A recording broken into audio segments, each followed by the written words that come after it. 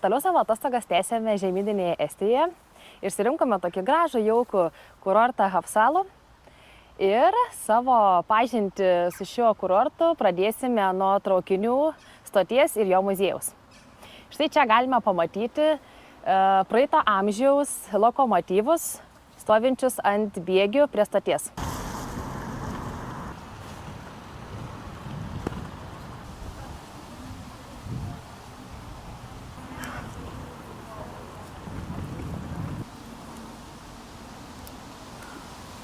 Šis muziejus, kurį matote, yra buvusi geležinkelio stotis. Ši geležinkelio stotis buvo pastatyta 1904–1905 metais.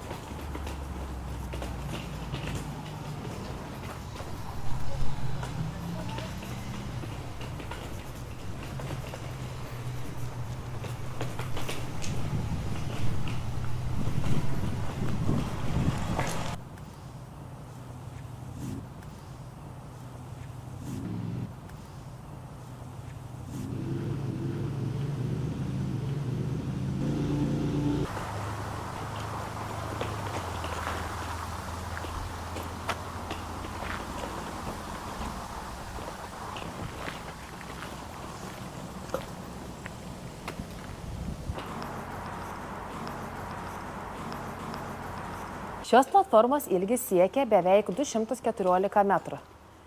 Visa medinė su labai gražiom detalėm ir galime pasivažinėti šią ilgą platformą ir įsivaizduoti, kaip buvo tais laikais praeitame amžiuje. Kaip čia žmonės laukė traukinių, kaip gyvenimas virė.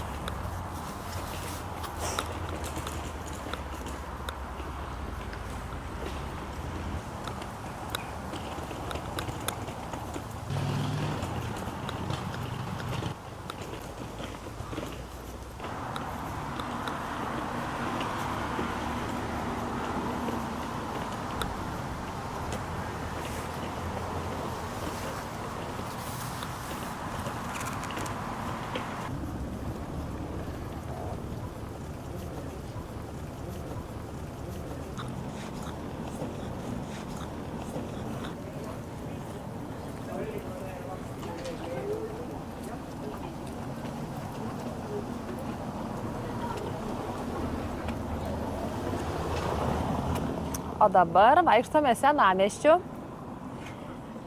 Matome labai daug senų visokių pastatų irgi medinių, visokių detalių. Tai yra kažkiek tikrai įsilaikęs nuo praeito amžiaus. Ir dabar kaip tik šiomis dienomis yra švenčiamas Hapsalų kurorto gimtadienis, 745 metai. Tai žmonių yra daug, eismo yra daug. 3 dienas dabar vyks trali-vali. Ir mes kaip tik pataikėm ant to. Gal kažką parodysim, kokių vaizdų, kas vyks vakare. Kas čia bus, gal kažkaip kitaip estai švenčia.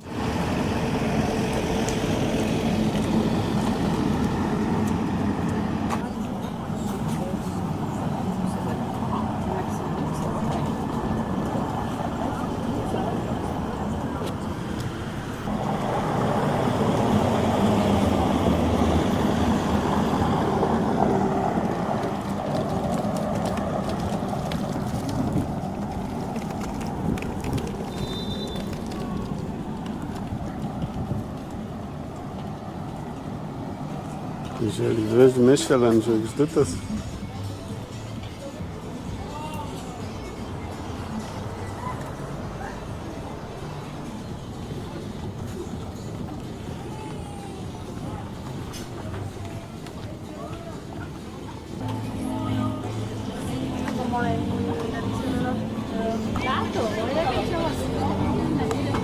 Mes dabar atsipalaidavusios miegam, kalbamės.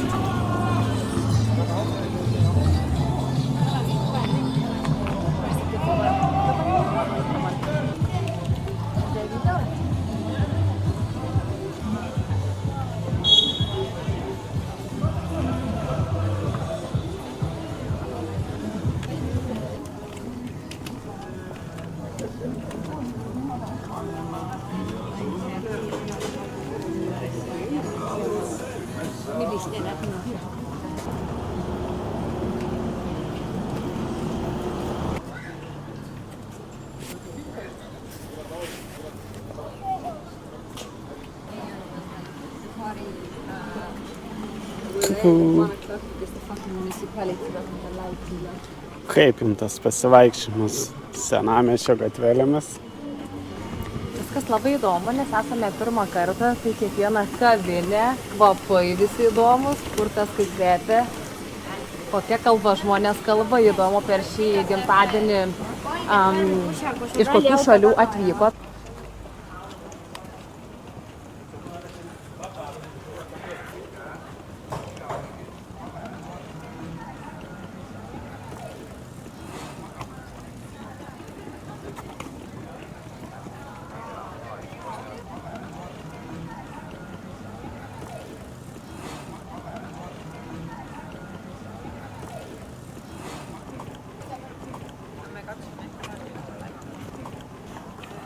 Vaikščiant senamiesčiu pastebėjome, kad va šis restoranas Dietrich yra labai populiarus tarp lankytojų, tarp turistų, gal net vietinių. Visą laiką yra pilna, visieką vietos yra užimtos. Čia turi va tokią gražią staliukų komplektą pievėlėje. Tai galima tokia visiškai gražioje zonoje pasėdėti. Tai rytoj tikriausiai bandysime mes šitą eiti papusryčiauti.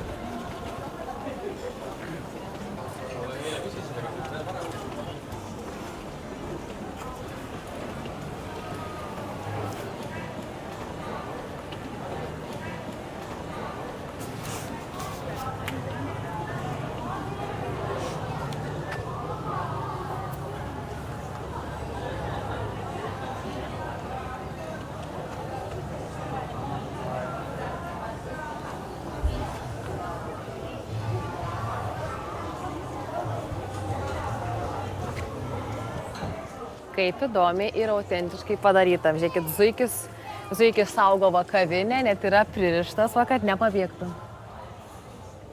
Ir visa kavinė tokia, viskas taip sudėliota, atrodo kaip ir chaosėlis, bet taip ta atmosfera va tokia traukia, irgi čia atsisėsti pabūti.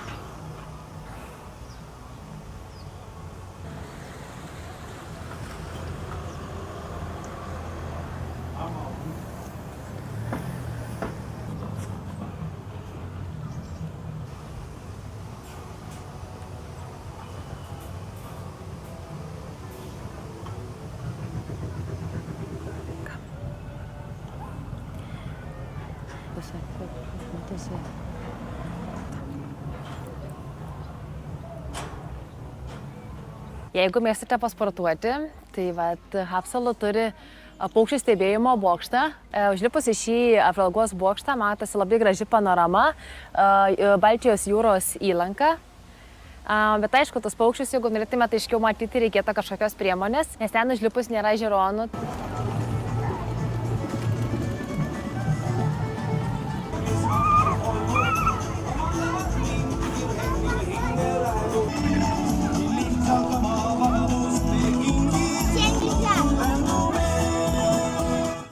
Vaikštame vienoje gražiausių vietų Haapsalu, tai jos promenadoje. Labai graži vieta pasivaikščioti prie Baltijos jūros įlankos. Promenada yra gan ilga, tai galima tikrai gan taip ilgai pasivaikščioti su kokia ledų porcija, ar rytą ar vakarą. O man už nugaros, matot, yra labai daug palapinių, žmonių būrys. Tai čia švenčiamas yra gimtadienis šio kurorto. Tai yra daug mugių, daug prekiaujama saldumynais, ypač aksesuarais, moterim, į plaukus, į ausis.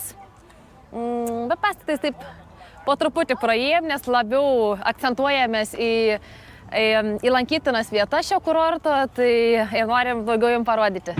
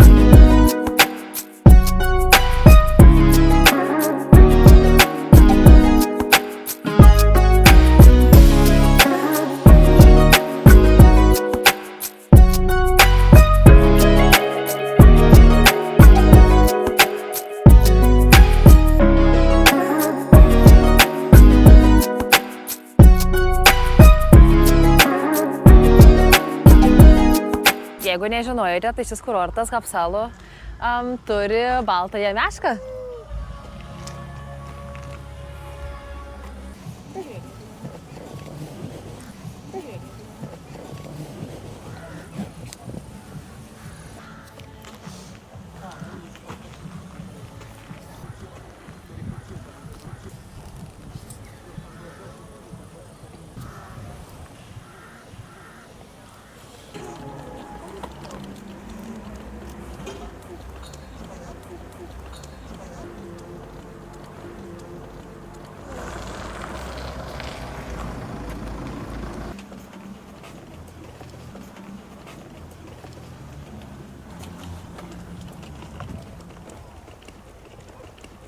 Iš tiesų, šis kurortas turi labai gražią promenadą. Ilgam pasivaikščiojimui labai tinka. Turi nemažai suoliukų, galima prisėsti, pailsėti, jeigu pavargote, pasigrožėti šio nuostabiu vaizdu, į miškų panoramą, į Baltijos jūros įlanką. Visada yra gausybė paukščių. Na ką, labas rytas. Sveikinamės. Tai restorano, kur vakar kaip tik minėjome, kad galbūt čia ateisime, tai va mes čia. Pažiūrėkit, kaip gražiai atnešėt, kaip gražiam podėlį kavą. Atsigersime kavos, laukime daugiau kavų užsakymą pusryčiam. Ir prieš mūsų akis, kaip tik dabar yra labai gražus Hapsalu kurorto širdyje esantis objektas, kurį greitai jums parodysim. Na ką, ir mūsų pusryčiai atkeliavo. Labai gražiai atrodo, labai išvaizdžiai. Neveltui ši kavinė yra įvertinta, gerai įvertinta. Taip, čia pas mane yra avižinė košė su uogomis, o čia irgi labai įdomiai kiaušinis su bulvytėmis ir salotomis. Taip keista, kad pateikiama su bulvėmis. O dabar keliaujame į vieną labiausiai lankytinų vietų Hapsalu kurorte, į Hapsalu pilį.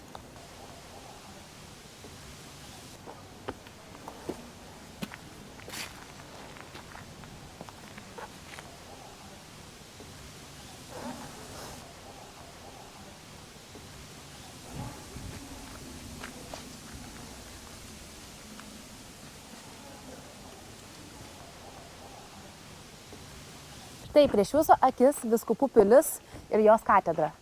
Ji buvo pastatyta 13 amžiuje, o iki 17 amžiaus pabaigos buvo vietų valdovų rezidencija. Ši pilis įspūdinga, labai gražiai atrodanti. Ji yra vienas geriausiai išsilaikiusių viduramžių amžiaus statinys. Vietiniai labai džiaugiasi turėdami tokią įspūdingą pilį. Sulaukia labai daug lankytojų kiekvieną vasarą.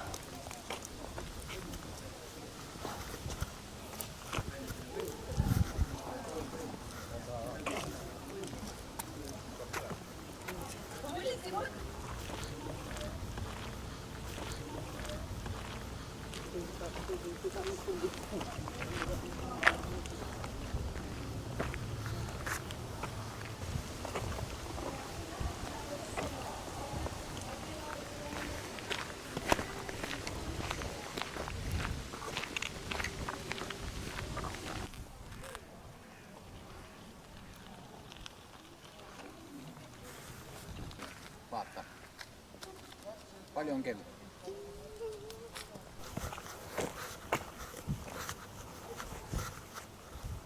Šioje pilyje sklando legenda, kad rugpjūčio mėnesį pilnaties metu pilyje galima sutikti baltąją damą, o baltoji dama yra vaiduoklis. Tai jeigu mėgstate vaiduoklius, galite atvykti į šią pilį rugpjūčio mėnesį ir galbūt jūs ją išvysite, kaip ji apraudoja savo žuvusį vyrą, o ji pati buvo įmūryta gyva į pilies sieną. Tai tokia kraupi, kraupi detalė šioje pilyje, bet vat sklando tokia legenda.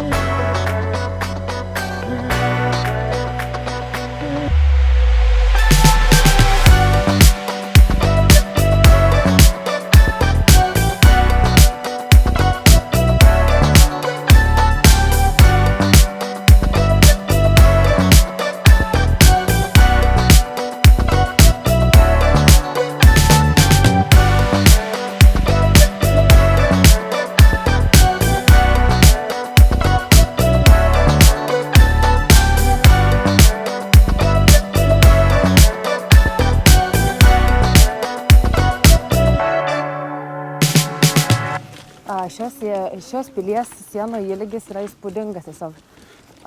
Siekia netgi 803 metrus. Labai tokios, nežinau ką pasakyti.